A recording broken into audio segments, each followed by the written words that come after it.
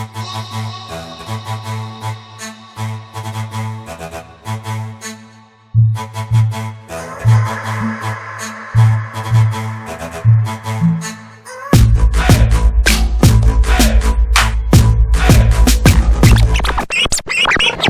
you fall in love with someone, it is the greatest feeling on earth.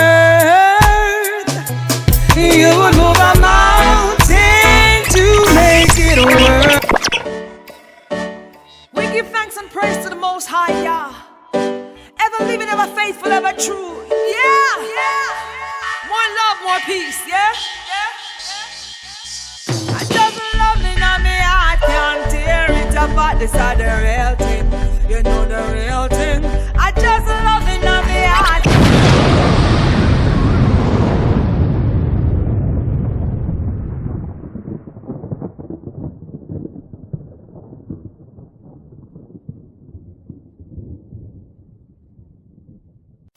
A very pleasant good day, good morning, good afternoon to you, wherever it is in media land that you are watching us.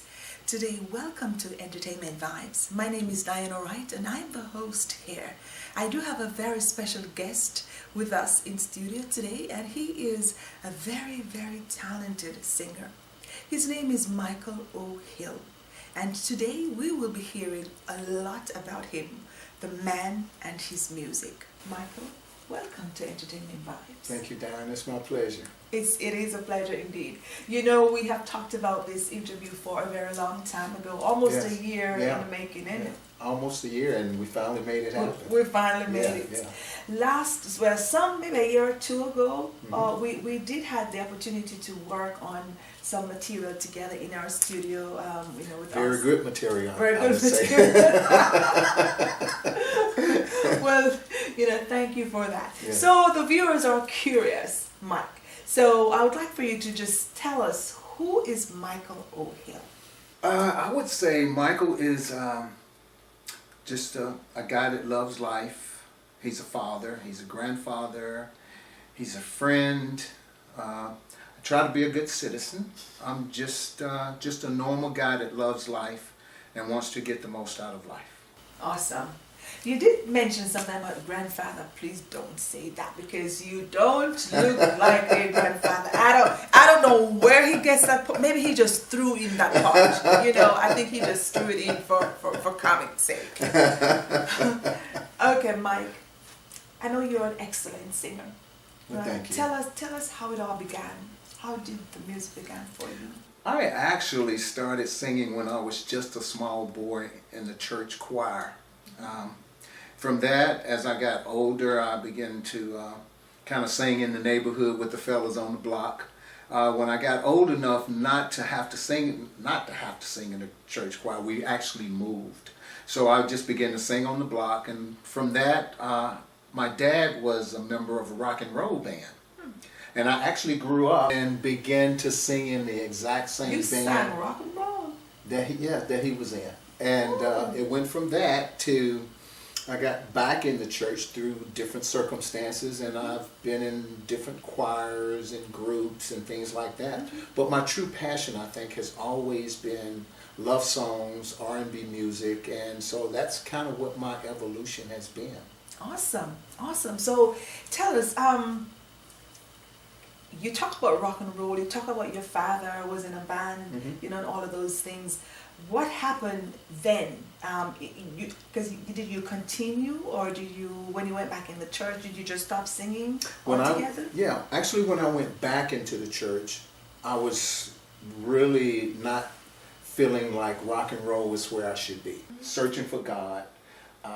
So I really gave up all the rock and roll music, and I actually went back into full-time singing gospel music. And it was great. I mean, that's what I did, that's what I enjoyed, but in the back of my mind, I still had that passion of singing R&B music. So, do you feel like, and this is a question I really want to ask you, do you feel like the church, singing in the church choir or singing in the church, do you feel like it has done any justice for you in terms of career-wise? Because, here you are today and you're still loving the music, and what has the church done for you as a singer? Not as a minister, not as a worshiper or as a father or as a husband, but as a, as a talented singer. Well, how candid and honest can I be? Very, very. So this has been my take on it, because I've spent so many years in gospel music. And what I feel like, and what I felt like then, is that everybody was pretty much singing the same songs, singing it the same way. And I got in church to really find God, and I got on the choir because I love to sing. But being in that environment, it did not do for me musically what I hoped that it would do. And that was, I grew closer to God by being in church, but the music itself did not really do what I felt like internally that I needed it to do for me. Why do you think that happened? Is it because they're not investing enough?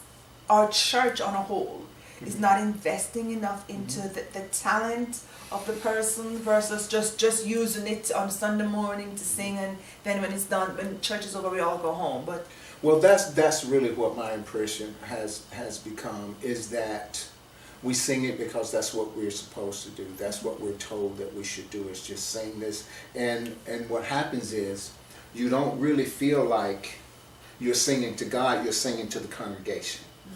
And you value your music based on how they relate back to you. Awesome, I see. And so because of that, I was a very good singer. I really enjoyed singing in church. I really enjoyed it all. But for me, because singing is such a passion, that I want to be able to feel and relate to everything that I'm saying. And I feel like I was able to do that on a certain level, but honestly, it didn't give me the deepness and the depth of God that I was looking for. Okay. All right. So what type of satisfaction did you get out of, being in the rock and roll? Because I know you said you were singing in the rock and roll band, and somehow you didn't have the satisfaction that you were looking for, and then you went into the ministry, right? Yeah. To sing. So what was missing? Because I know that you're still singing, yes, right? I am. Is there something that was missing that you're still searching for? And well, what I found, and just because I've lived so many different things in my life, is this: when you get into, I'll call it R&B, or it could be country or whatever, it's like you are singing actual life. You're singing what you have lived. You're singing what you have experienced. And when it comes to, if we're looking at the difference between gospel music and life, it's like we know that Jesus saves. We know that he heals. We know that he does all of these miraculous things. But if he haven't, he can or he will. Right. But when you talk about the Temptations or Luther Vandross or Diana Ross, they sing songs that people live every single day. right. And when I sung those songs, when I was in the band, I could actually relate to every single song that I sang. And you could create and remember all those memories, which really gave depth to it. And that's the passion for me, that I want to be able to experience and feel everything that I do. So then, but why didn't you stay on that side? Because you went back into the church to find something. I did. Actually, being in the band, when they say wine, women, and song, that's exactly what they mean. So I experienced wine, women, and song. And I remember one Friday night, I had just gotten back from Florida. We did a gig in Florida. That's what we call them, we're on stage. Right. And I was sitting at home, and I was smoking a joint. And I was drinking a beer. So, how candid do you want? I'll give you my life. Be candid. Okay. Give me your so life. I was sitting at home, and then I heard the words that said, if you die right now, where would you go? And I knew that the words came from, I didn't know God or Jesus. I grew up in church, but you go because your parents tell you to go. Right. So that was the first time I felt like I really had a genuine experience from who we call God. As a result of that, I called my mom. It was maybe 12 o'clock at night, and I told her, I said, Mom, I was crying like a baby at 21 years old. So I told her that I just don't want to die like this. She said, boy, what's wrong with you? I said, Mom, can I come over? Long story short, I went over to her house, and I got on my knees, and I said, you know, God, I don't even know if you're real. And I said, I don't know even if Jesus is your son. I said, but if he is, and if you are, change my life. That very moment, I knew my life would change. I wasn't in church. I didn't go down to the pastor. I wasn't on the choir. It was just my own personal crying out to God. And as a result of that, he actually changed my life. And so because I felt like singing was always something I loved, I later found out it was a gift. But there was something I wanted to do, so I just would go every Sunday to a different church to find a church. I found one that I like. I got on the choir just because I enjoyed singing. And, you know, the choir director give you a song, you learn it, and you sing it. But it wasn't necessarily something I knew or could relate to. It was a song that I was told to sing. I see. And so because I love to sing, I gave it my best. I see. But it wasn't my passion. I see. If that makes sense. It makes a lot of sense. It does. My name is Diana Wright, and this is Entertainment Vibes. I do have a very special guest with me. His name is Michel O, and he is a dynamic singer. We will be hearing lots more about him and his personal walk with the Most High and the different challenges that he goes through in his career. Stay tuned. We'll be right back after these messages. Welcome to 16 Bars Multimedia, the home of good, true, original, clean content. Right here at 16 Bars, we specialize in filming and acting, and singing and dancing. We also specialize in producing and engineering. And we specialize in R&B and reggae. Okay, welcome back. Welcome back. Here we are again. Mike, you know, there's a question I want to ask you because I feel like you're searching for something. I feel in between the rock and roll and in church, I feel like you're searching for something. Yeah. But before we get there, I wanted to ask you, so you went back in the church, went into the church, and everything started going good for you, I presume, right? Yeah. So that's where your family life began, in the church? That's where it began, yeah. That's where it began. I actually met my wife in church. After Sunday night service, I was preparing to leave, and she walked up. She said, excuse me. And I said, yeah. She said, I just wanted to tell you that you sing really well tonight. I said, well, thank you so much. And she got an eye on the bride. and that was the end of it. You know, and then how many children later? Huh? Three children later. So you see, don't you ever go up to a brother who can sing and say, excuse me. Okay. So a couple weeks later, she did it again. We became friends. Long story short, 6 months later, we were married. Wow. Yeah. Wow. Yeah. Awesome.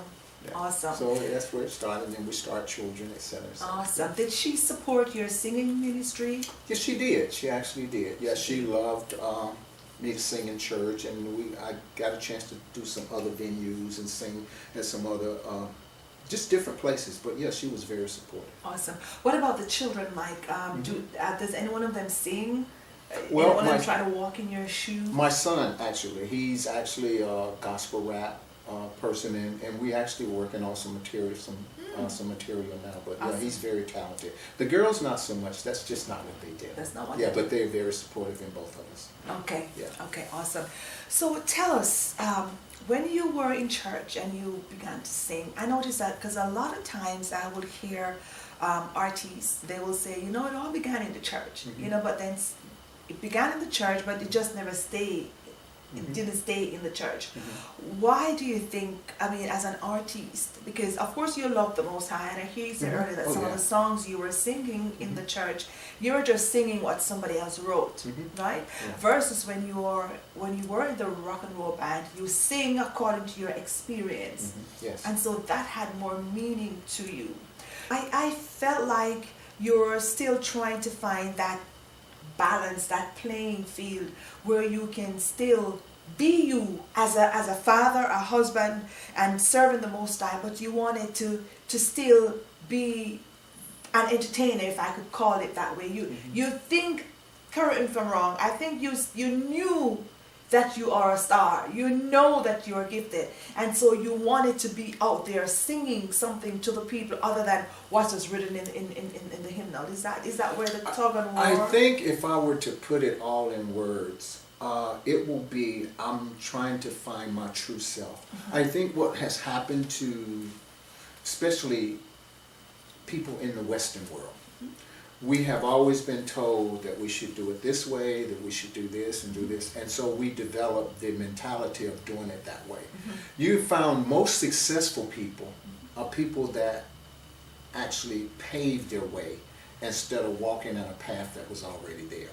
And so my entire life, I was raised by mom. You go to school and you do what the teacher tell you. So you're always in this pattern of doing what someone else has said. So, I mean, just as a normal person, that's what I would do. But my passion is to be able to love genuinely, to be able to be a genuine friend, to be able, because singing is now a gift, I know that it is, to be able to sing what I know in my heart that I feel, because we all have been called by God to do certain things. Okay. And because of that, then I just want to be able to sing what I know in my heart to really help a person. Okay. Do you think the church put a lot of pressure on, like, for example, singers who will want to serve the Most High, but they'll say, oh no, you dare not sing that love song, or you dare not sing. I think because you have that inside of you, you felt like you wanted to find a balance. You wanted to still serve the Most High, but at the same time, sing you some good, wholesome love songs. Correct? Well, see, I love love songs. I think if anybody should sing love songs anywhere, it should be in the church. The reason I say that is because the church is high on marriage, on unity, on all of that. So, and that's where you need to learn. But you can't sing love songs you cannot. as a believer. No. So that kind of, it leaves a void inside. It does leave a void inside, and here we are. Because I myself, I'm in the ministry, and I sing. Some of the songs that I sing are not necessarily songs that talk about, oh, he's coming back again, that kind of song. Some of the songs I sing are reality songs that talks about broken hearts, songs that talk about life, hardship, struggles, and all of those things. But in the church, they would more likely say that is the way of the world. Right? Mm-hmm. So how does one find footing as a gifted artist? You still want to serve the Most High, but you want to have the access to still sing that song. How do you do it? Well, I think what you have to do, first of all, you've got to be true to self. And there are a lot of artists, R&B artists or country artists, they actually attend worship every Sunday.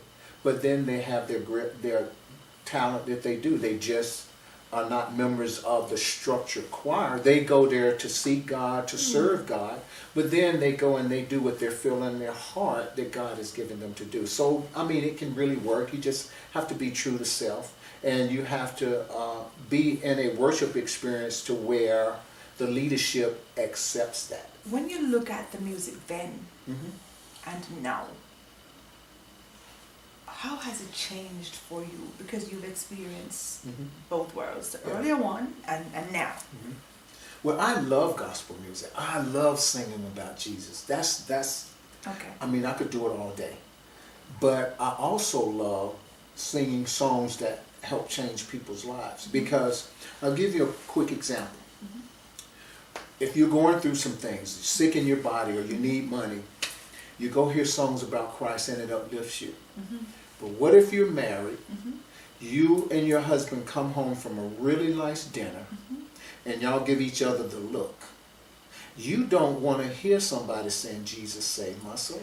Jesus. No. You don't want to hear that song when you're in that particular environment. So your music has to fit what you're going through. So we're talking about balance now. We're talking about balance. Okay. Yeah. Okay. Yeah. And so for me, I know that what I've been called as a person, I'm always seeking, God, don't let me die without completing what you've called me to do.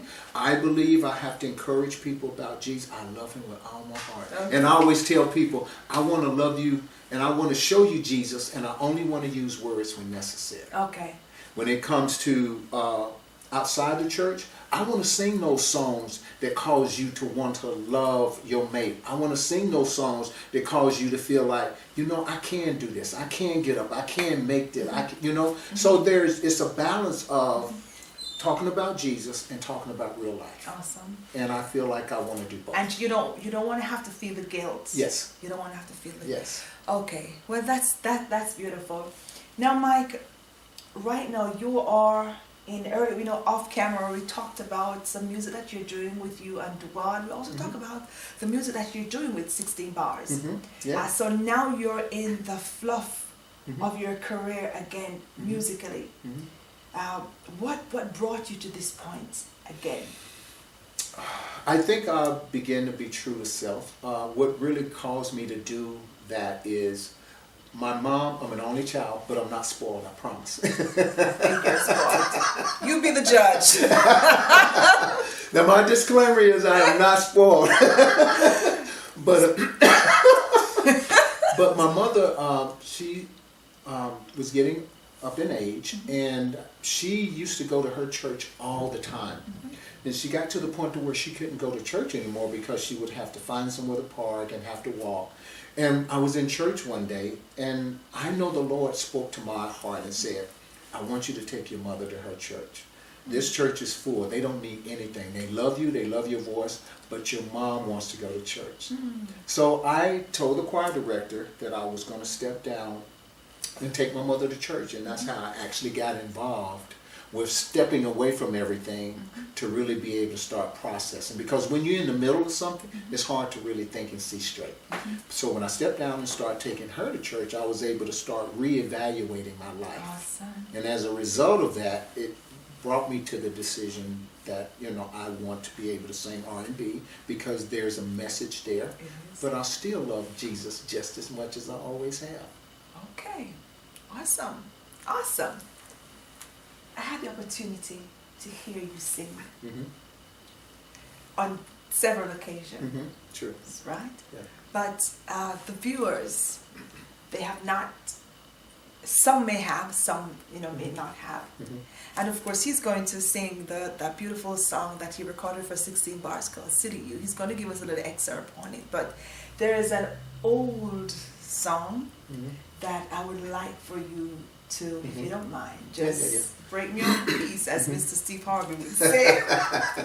Break me off a piece, just a little bit, because I know that they are hungry for this, to hear you. So whatever is laid on your heart from that old song, can you just, just give us something? Well, I like Mr. Al Green. And if he was here right now, he would say something like, I'm so in love with you. Whatever you want to do, is all right with me.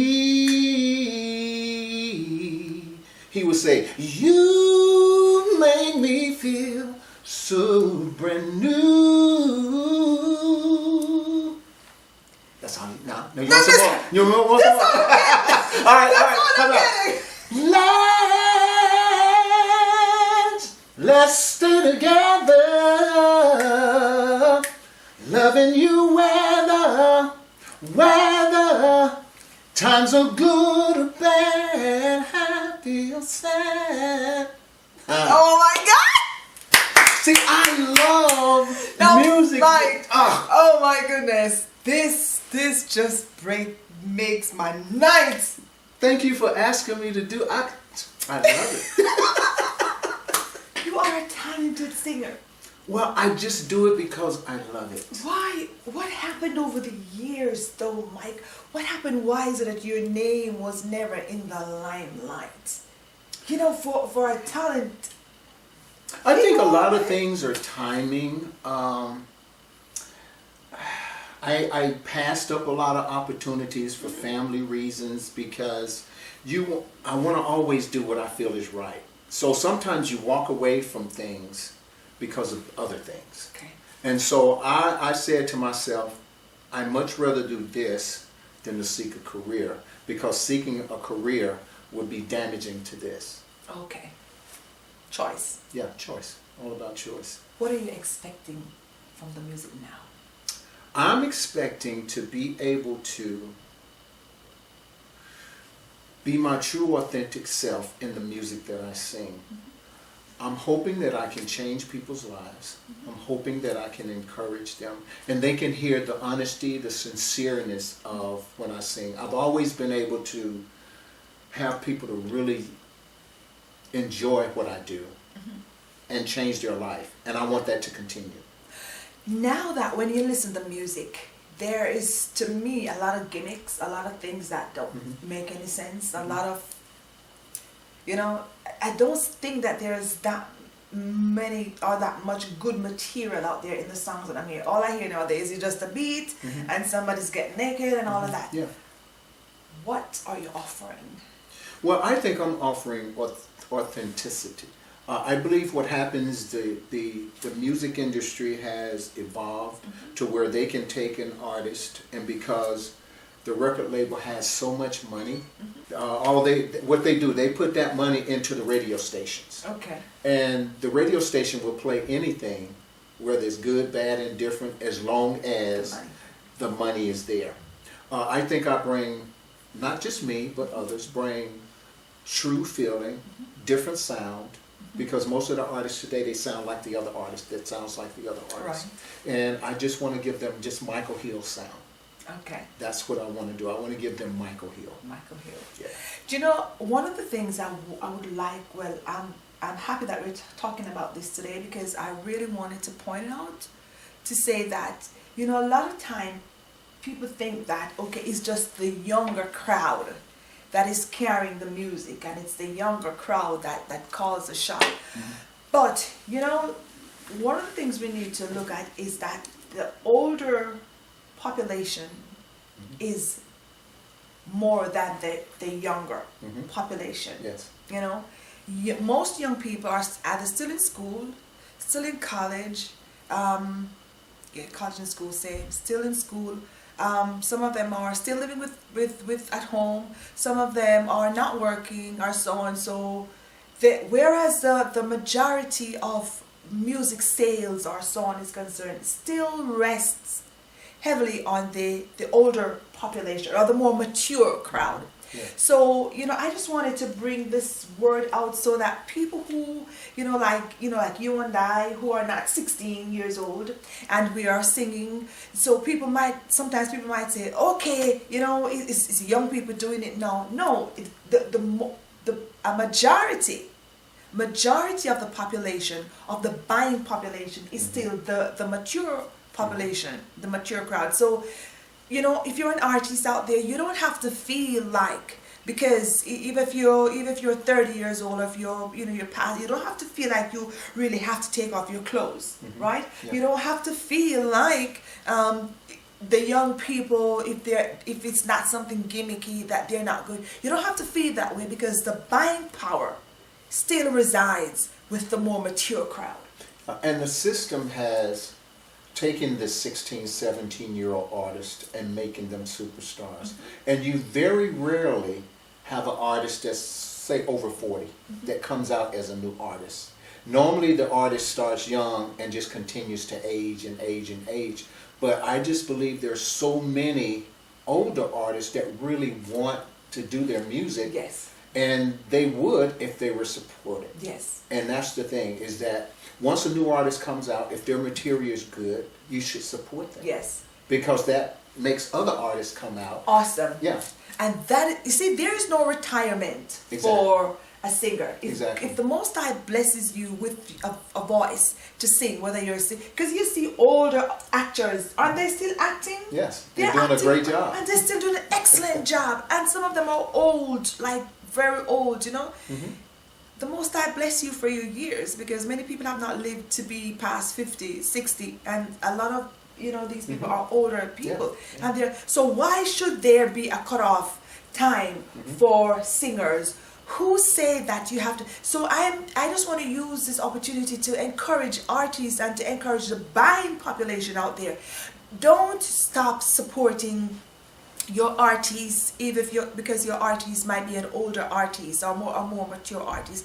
Go out and support them. Don't let the system tell you that they're aged, or they are off, or they're not good anymore. They still have their vocals, they still have their skills, they still have their talent. So we need to come out and change all of this nonsense that's going on. And they have there. life experiences. Have life experiences. I mean, Mike, when you listen to Al Green, that song is home over so many years, and it's still resounding in the heart today. Because it's real. Yeah, when you listen to something like, I want to look for my baby, yeah, she's my girl. Really? When you hear that song, what does it do for you? After you hear it and you say, yeah, you don't remember. But when you're in a different type of... And then there's another one. I've got sunshine on a cloudy day. That song is so old, but yet it is so fresh. It's all why? Because it lives. There's something in the music. There's something with the lyrics. Exactly. We're talking about good lyrical content here. We're not just talking about a song that's just like a sneeze and it's gone. Exactly. And that's what I want to bring. That's what you want to bring. Exactly. Do you hear that? And that's what 16 Bars is bringing. We're not looking at age.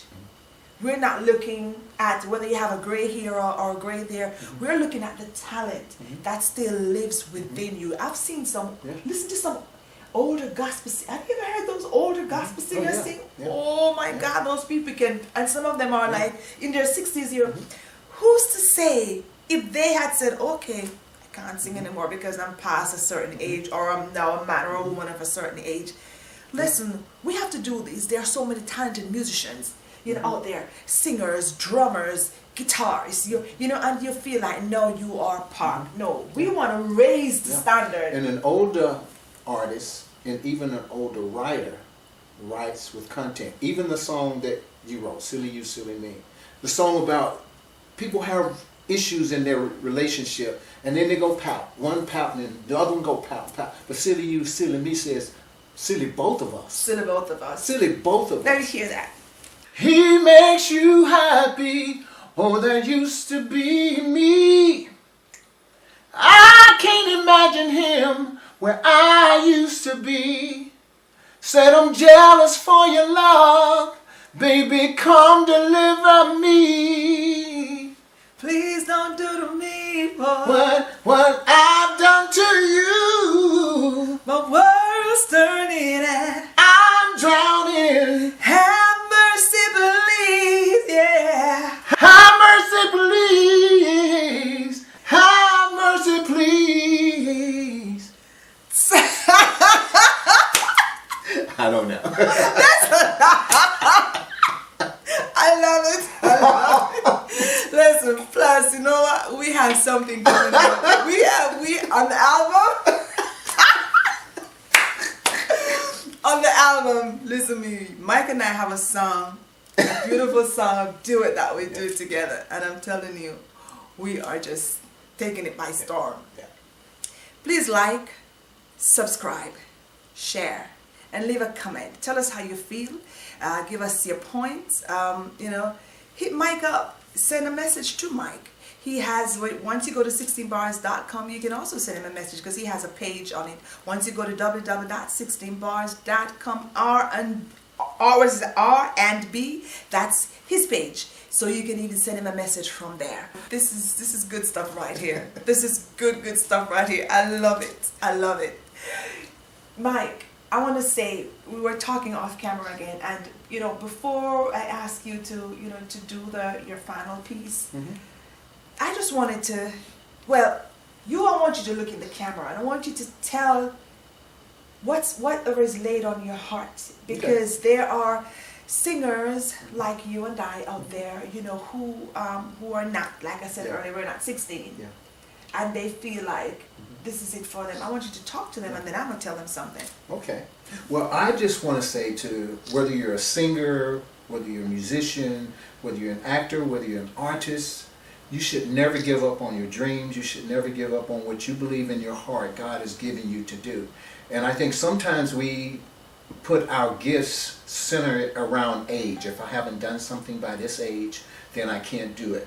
So I just say to you that from when I was singing at 21 to now, my passion is still the same. My voice is still the same. The reason I do it is still the same. And so I encourage you, whatever it is you do, whatever it is you feel like you have to do, have been called to do, just do it. And so when you just do it, then God gives you what you need. He surrounds you with the right people in order to bring it to pass. So don't give up on your dreams. Awesome. Awesome. Thank you so much for that. Because, and especially for those of you who are believers or who claim you are believers, listen, Abraham and Sarah, according to the text, they didn't have their first child until they were, quote unquote, old, So even then, the Most High was still working with them and working for them. You understand? So just because the system says or put you in the matrix to say that, okay, once your age has suddenly fall off the calendar, then it's time for you to start planning your funeral, start planning for your grandchildren, start getting your Medicaid stuff together and all of that kind of nonsense. Listen, there are more older or more mature people in the world than there are younger people, because it's the older ones that bring the younger ones. You understand what I'm saying? So people who are of a certain age, I'm just appealing to you, support, find you a good group, look at what is happening out there. Don't let people just shove you off in the nursing home or tell you that because of the criteria or the criterion, then you have to be parked and you have to, no, live your life. If you look at it, in Ethiopia it's a different time from now. I think it might be 2011 or 2010 now. In the Arabic country on the Islamic calendar, you'd not believe they just had a new year, and in their time is 1442. Wow. On the Islamic calendar. Now this time now we're in 2020. Listen, we are living in a matrix that's not even real. They tell you you are one thing, they tell you you are this, they tell you to behave this way, you should look this way, you should feel this way. Get out of that box. If the Most High gives you a talent to sing, sing until you are no more. Let us begin to support each other, to find a group, find a nest, and support each other and build each other, because young children don't run this. They don't. They have parents. They came up from parents. They were taught by older adults, by their parents. So therefore, don't let the system park you. You have a voice, sing, use it. You have a skill, a talent, find it and use it. And us here at 16 Bars, that is especially what we do. We don't look at age. We have the young that works with us or that we are working with. We have the more mature people that we are also working with. So, we don't discriminate. And we also want you not to discriminate, but to help to build so that we can all succeed in this little sphere that we are living in. Mm-hmm. Yeah. How do you feel, Mike? I totally agree with that. And it doesn't matter until you actually do it. Until you do it. Until you actually do it. Mike, you have a beautiful album coming out. And there are some songs on it that's going to make you slap your mama. That's what they say. You think some good chicken make you slap your mama when you hear this man bellow out some songs. Yeah, it's a song, some songs that my son and I kind of worked on together. Mm-hmm. Dawn Warborn, that's the name. Yes, I had the opportunity of talking with him too. Yeah. And he's going to be my next guest. Yeah. So we actually working on, again, a couple of R&B songs. Mm-hmm. One is a love song, which I think is very needed. The other one is a happy, fun song, because once all of this COVID goes away, people are going to come out again. Yes. They're going to start having cookouts again. Yes. They're going to kind of start dancing and having a good time. So we have a song that fits that as well. So we're working on some things, and it's just good, feel-good music. You've heard some of it. I've heard some of it. Yeah. And talk about what you're doing for 16 Bars. Well, we have, oh my goodness. I have to ease back in my chair. Actually, before the interview, we were in the studio finishing up a couple of little things. And the only thing I can tell you is, you have to get the video and you have to get the song.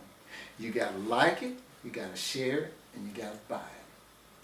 That's all I can tell you. Don't sleep on it. Don't sleep on it. No.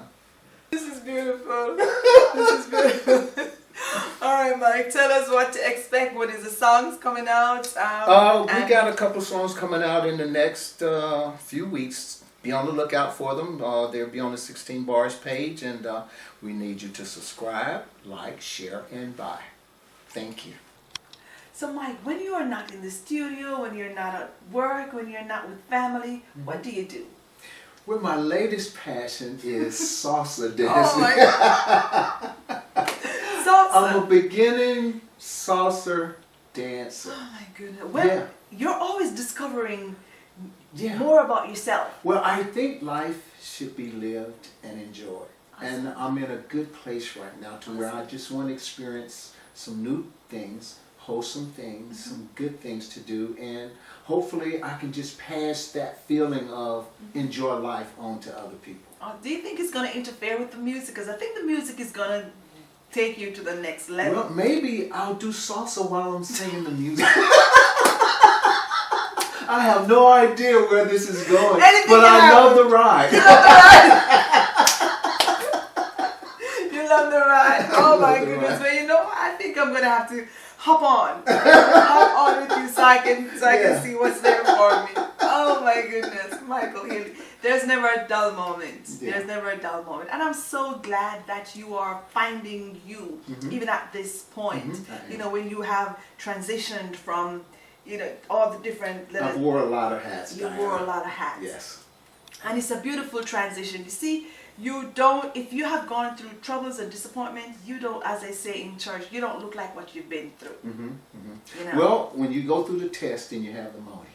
And So you have the money. Yeah. So I'm experiencing the money now. Well, I'm glad. Thank you. I'm happy. Thank you. All right, and I'm really looking forward for us to work together on this new project that we're doing. Well, thank you for having me. Okay, you're most welcome, Mike. So take care and peace out, and we'll see you Peace out. in the next go. Yes.